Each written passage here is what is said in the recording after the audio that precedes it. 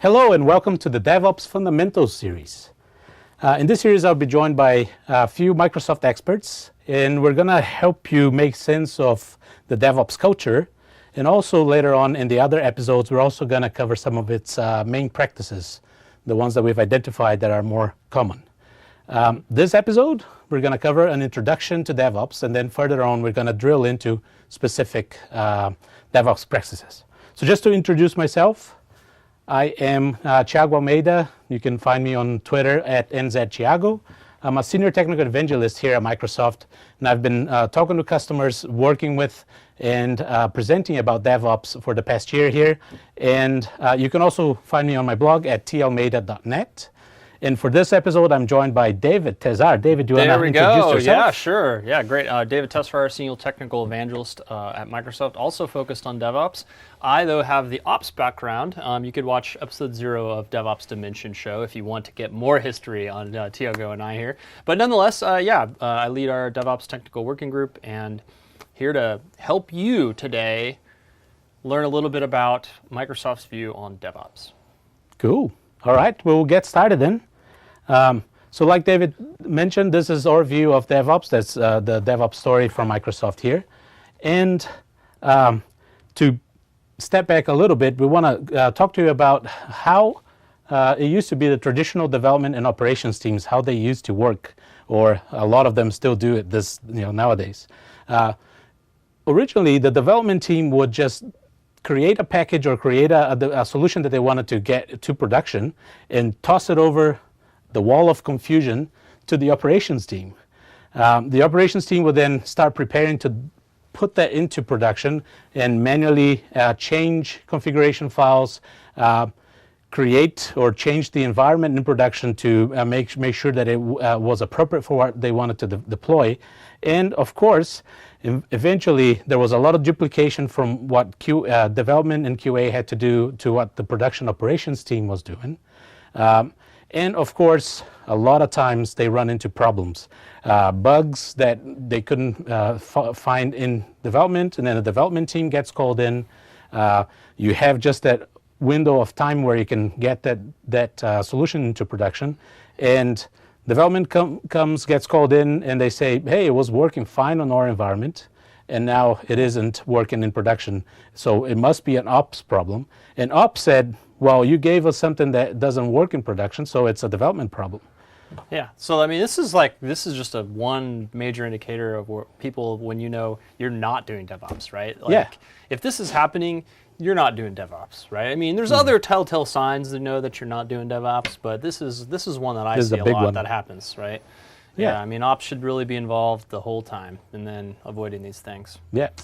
And so what should have been a deployment to production with no problems turns into this major problem with everyone involved getting called in the middle of the night to fix it. Yeah. And sometimes you don't have a specific way to roll back, so you end up with something sort of working in production as well. If you have a war room for when you do a deployment or a release, yeah, that's not DevOps. All right, so let's keep going. With that, what is DevOps? A lot of people have tried to explain or define what DevOps means. It's very challenging to do that. It's not like there's a manifesto like we had with Agile. Yeah. So some people say it's a collaboration between development and operations, but from experience we know that there's a lot more teams that get involved, not only dev and ops, but QA, security, the business, they all have to buy into that culture of DevOps. Some people say it's automation, you have to try to automate your whole environment as much as possible. So we prefer to just tell you what we think DevOps is about. Yeah. There's one acronym that I like, but that's a little more deeper. It's the CALMS, or culture, automation, lean, and metrics, and sharing. Right, it's the other one. But if you think about DevOps at a really high level, right, we look at it as it's people. It's about the people. It's dev, ops, business. Everybody really that's involved that needs to deliver value to the business is working very tightly together with that common goal of adding value to your customer. And then next, it's about process, right? Because even if you have those people that are just super good friends and they're working together, but then you've got business processes in place that are really blocking innovation. For instance, long change advisory boards before they can do something, or they're restricted to doing things a certain way that really inhibits that kind of innovation. That's probably, that's part of the bigger picture with DevOps, right? Enabling efficient flow of people working together and not having processes get in the way, but having processes and practices help enable that value delivered to your customers. And then last but not least, we do list products there. And I gotta say, just gotta explicitly call out, DevOps is not a tool or a product. You can't buy the DevOps, all right? There's no such thing as, give me the DevOps, here's my card, I'm gonna buy it, right? You can't do that, right? There's no DevOps in a box, that's magic here. But, all that being said, naturally there are products, tools, services that really help enable different DevOps practices and that different teams could use to make things a little bit easier in that world. And we'll kind of break things down a little bit more for you in a second here. Yeah, and like David mentioned, it's in this order. So if you have the people or the culture first nailed down, then you look into processes, and then eventually those will help you decide which products will help you implement the culture change or the processes. Yeah, and it doesn't matter if it's Microsoft tools or not. I mean, if you start with tools, those tools are going to be only as impactful as the pocket of people who are using them, right? If it's only ops or only dev or only business people, they may be great, good and well, whether they're Microsoft tools or not, but they're really going to have only that limited scope or that limited impact, and you're not going to be doing DevOps just because you got a tool that's doing DevOps practice things, right? Yeah. Yeah. So let's keep going, yeah. All right. All right, so there's, this is becoming less and less of a concern these days, but we still have some folks who are not bought in, right? And it may not be you that's watching this video, but it may be your boss or your boss's boss or somebody else up in the management chain that says DevOps, we don't need that. We don't have to care about DevOps. That's just a fad or a trend, right? It's cloud or agile, that's just a bunch of smoke, right? I mean, right? DevOps does have actual business impact, and there are a lot of reasons on why you might want to do it. This slide has a ton of different stats on it. Yeah. I'm not going to go through all of them, but we're just going to leave them here for you, and maybe some of those will resonate with you or other folks that may not be convinced on DevOps. One that I do like to call out is the one on the bottom right-hand corner, which is that how much more the cost is for a bug in production, right? You look there, 100 times more to find a bug in production than it is earlier in the life cycle. Now, DevOps, there's a lot of different things that can help with that metric, but that's one pain point, just one out of a many here. Getting back to kind of some of the reasons why you might consider want to move towards a DevOps model. Cool. And then this one I like a lot. It is a DevOps report that's been done for a number of years in a row here. It is sponsored by Puppet Labs, but it is nothing in the report is like, hey, go buy this, right? It's a survey of a lot of people in the industry, hundreds of folks all around the world some of which are implementing DevOps practices, some of which who are not. And there's a lot of good insights behind this. One of the ones that you'll find out in the top left is that high-performing organizations are twice as likely to exceed their profitability, market share, and productivity goals, right? So really there's a bottom dollar here. And so if you're talking to, if you are a decision maker or a boss and you're thinking about this, right? If your competition is making 2 times as much, or wouldn't you like to make 2 times as much money by doing these kinds of things, right? So that was the real data that we found.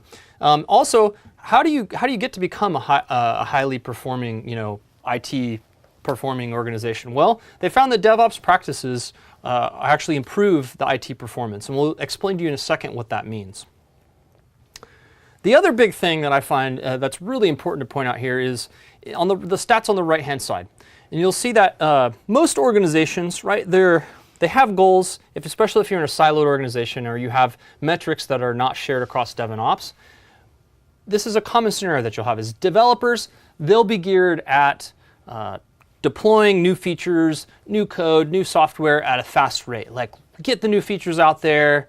Even if you're doing Agile, it's like align it to the business and be happy, right?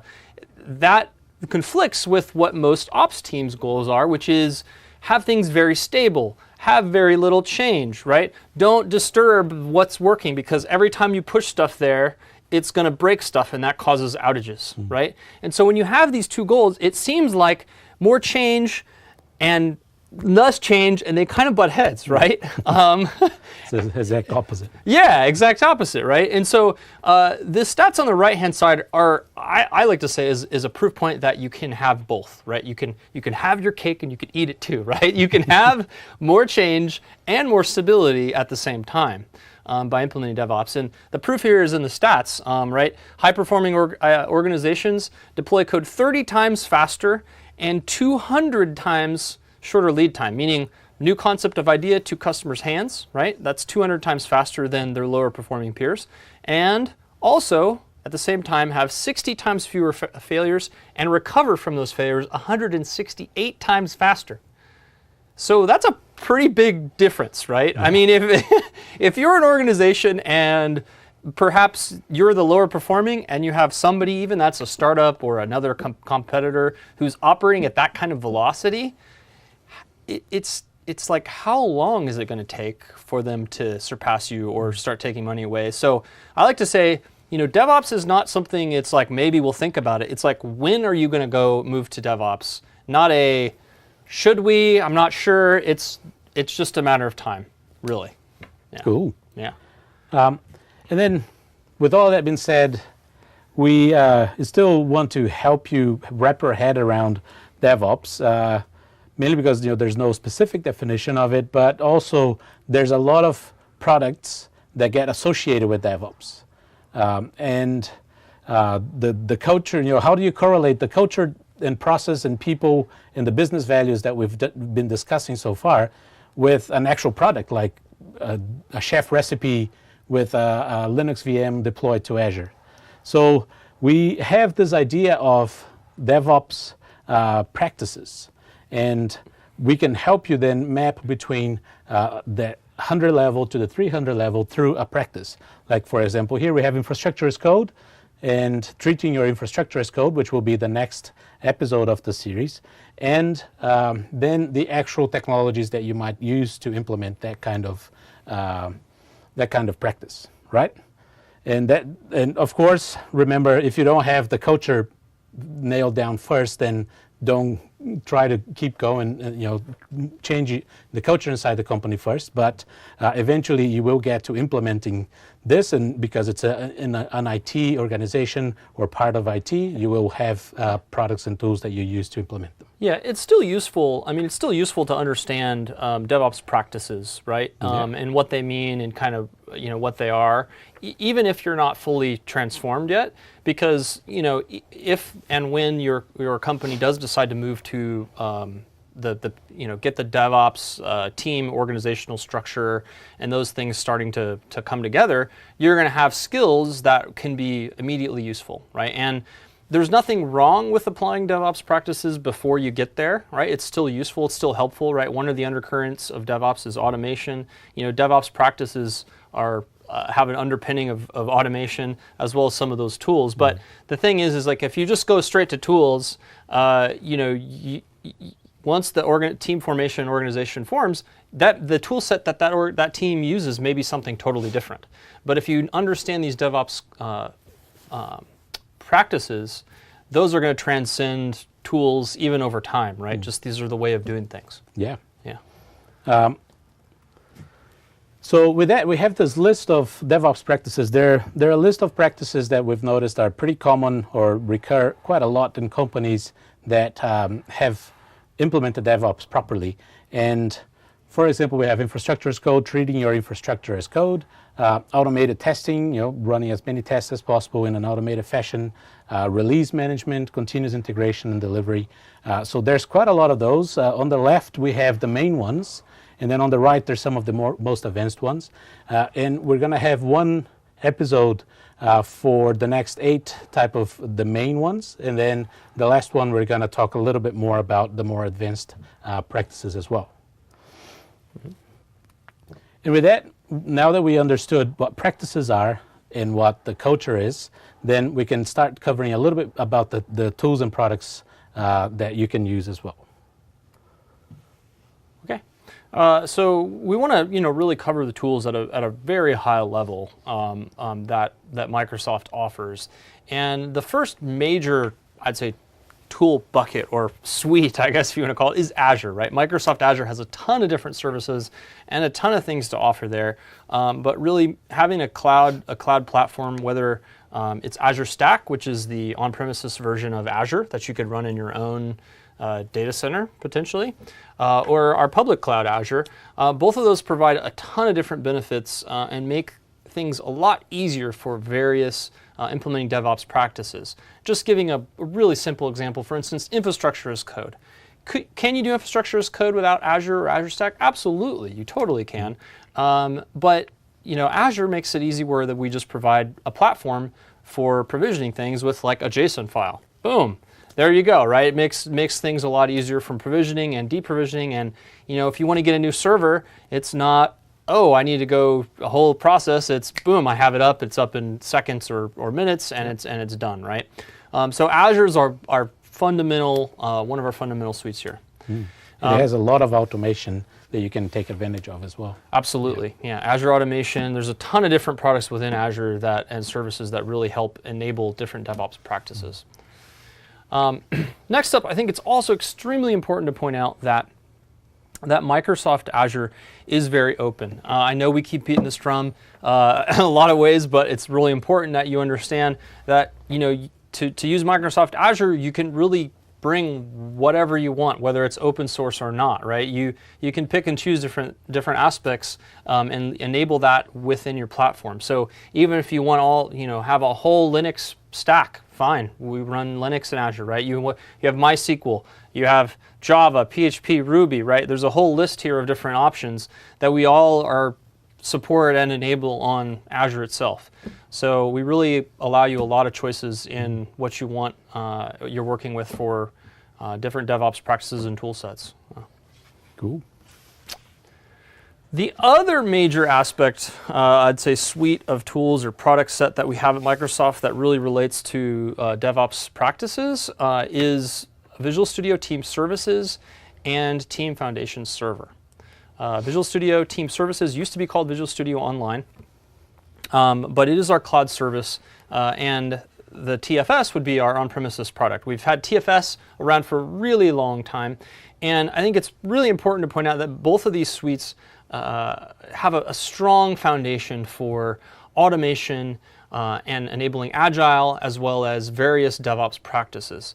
So, we have an entirely new build system, which is open, cross-plat, flexible. We'll show you just a ton of different partner integrations that we have here today. So both of these products enable way more than just source code and builds, right? And we don't really care which programming language you're using or which type of infrastructure, whether it's open source or not, you're using. This is a really big foundation for us that enables you to use things that you want. The other thing I'll point out is that we have this cadence at Microsoft and how we enable things. So the Visual Studio Team Services deploys to production roughly every 3 weeks. And every 3 weeks, those features get delivered to you in the public service. And then about once a quarter, those features get pushed back onto an update pack for Team Foundation Server, for those of you who want to run things on premises. And so it really enables you a lot of flexibility, and you could use certain services in the cloud, you could use certain services on premises. It really just is up to you. The other thing is you can pick and choose. Like, you don't have to go all in to everything, right? You might just use just build, right? Or just release if for one or the other. And you can pick and choose which services you really want to use within this product set. All right. Yeah. And then just again, hammering home the point of our openness and extensibility, right? I mean, this is a huge huge list of partners and folks that we've enabled on the platform, right? So you see a lot of open source third-party partners here. We just had at the Connect conference, we talked about a partnership with Mac in the Cloud, where if you want to even do iOS, Android builds as a service and connect it up to our Visual Studio Team Services, that's an option, right? So really, I mean, there's all kinds of options for you, and no matter what walk of life you're in and what kind of apps or things you're developing, we really provide that platform and extensibility for you to choose the types of tools that you want and may be comfortable with, and have kind of best of breed options. I mean, of course, you can go all in with everything if you want, but it's totally up to you, right? You could pick and choose tools that you're used to and use our service for other aspects. Cool. Yeah, and then in the next few episodes, we're going to cover some areas of this as well, with doing everything with Visual Studio Team Services, or integrating with other external partners as well. All right, so let's cover the resources as well. Some resources that you can go out and research on your own about DevOps as well. Okay. One of the things that we offer Microsoft came up with something called the 7 Habits for DevOps Success. This is areas that we've identified from our own experience operating things like Visual Studio Online or Team Services, right, over a number of years, where we see are really important to moving towards DevOps. We have a self-assessment for you to be able to go and take online that will give your company or organization a rough idea of where you're at within these kind of 7 categories that we have, and gives you some suggestions that you might make to help try and improve where you're at to move towards DevOps. Yeah, and it's pretty helpful for you to identify in each one of those areas where might be the first step that you take towards implementing something in the DevOps path. Yeah, and I would say, there's a lot of other options right here for kind of assessment. The one of the aspects would be what's called a value stream map, and partners. I know that within the technical working group we've done these kind of exercises, but that's one option for assessment of where you're at. There's a lot of different ways to kind of address where are you at in terms of your adoption of DevOps, because as we've kind of mentioned a number of times here, tools is only going to get you so far, and although for the rest of this course, you're going to focus on enabling specific DevOps practices, that is something that you need to address. And there's partners that are out there that can help you with this. There's a number of different things you want to address to start to think about how are we going to tackle the kind of people aspects of bringing together all these folks to deliver value to your customers. Yeah, we've run a couple of value stream maps, or quite a few of value stream maps exercises with customers of Microsoft, and it's really insightful what you identify by just having all the teams that are involved in the whole life cycle, and figuring out what areas they could improve or what areas they could automate as well. So they're definitely worth looking into. Okay. Next up, another resource for you to check out is learning about how Microsoft does DevOps and the journey that we've made here. There's an Agile story, but there's also a recent DevOps one on how Microsoft has moved along to DevOps. And that is, that's a short URL, aka.ms/our DevOps journey.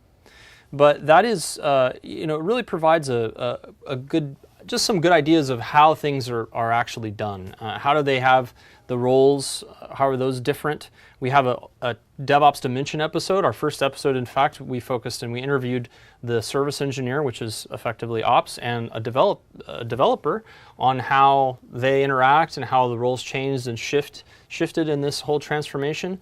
So that's something you can check out, learn more about on those links down below.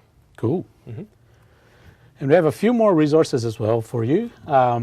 First one is optimize your DevOps practices and tools. So that's the main landing page on the Microsoft for DevOps. We have our own show that we run as well, where we interview people from external companies, partners, and Microsoft about their DevOps journey. So that's the DevOps Dimension show at aka.ms/DevOps Dimension.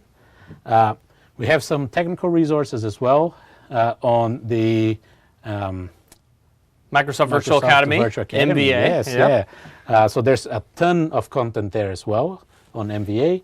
The self-assessment that David has covered already. And then finally, we have a whole lot of hands-on labs that you can then follow along at home. They use the Parts Unlimited and Parts Unlimited MRP samples that we've created so that you can then take those samples and implement some of the technology part of a practice at home or at your own pace. Yeah. So in that link is a blog post by David with the list of the both Microsoft and non-Microsoft workload that you can implement some of those practices. Yeah, that may be something that we weave into other places down the road, but the main thing is that, and it's also important to point out, there's two applications. Parts Unlimited is the is the name of the thing that's referenced in the Phoenix project. It's just, it was, in the book. And so we wanted to kind of show you a practical way to implement some of the things that they talked about in the book using Microsoft technologies. It's also important to point out that the Parts Unlimited app is two different apps, right? There's two of them. There's Parts Unlimited, which is a Azure website using SQL Azure, so it's kind of the pure PaaS Azure story. Microsoft. And, the Microsoft story with .NET, right? It's all Microsoft. And then we have the polar opposite of that, which is the Parts Unlimited MRP app, which stands for Manufacturing Resource Planning. It's also referenced in the book. But it is a Linux VM running MongoDB and the Spring, Java. So it's, with Apache Tomcat, right? It's nothing Microsoft at all, but we're showing you how to, connect that to Azure and Visual Studio Team Services and enable some of those DevOps practices that way. Yeah. So. And on the next few episodes, we're going to use these two samples as well to show you a few of those implementations. So follow along if you want in the other ones. Yeah, and then have those hands-on labs if you want to do those exercises yourself. Yeah, totally. All right. Okay. We have a final slide. So now, now we have, we're hoping that, through this series and other things, that you would be able to have happy DevOps. Really break down, right, this wall. Don't have any explosions, right? Break down the wall of confusion. Have Dev and Ops get along. Start delivering, right? Start delivering those applications. And then start to really deliver those applications faster, right? Faster and faster until eventually you're going to have the awesome, right? The T-Rex Ninja Cat action that's it. That's it. That's it. So. All right. So I hope you enjoyed this introduction to DevOps, and look out for the other DevOps fundamentals episodes that we'll have coming up in the next couple of months. Thank you.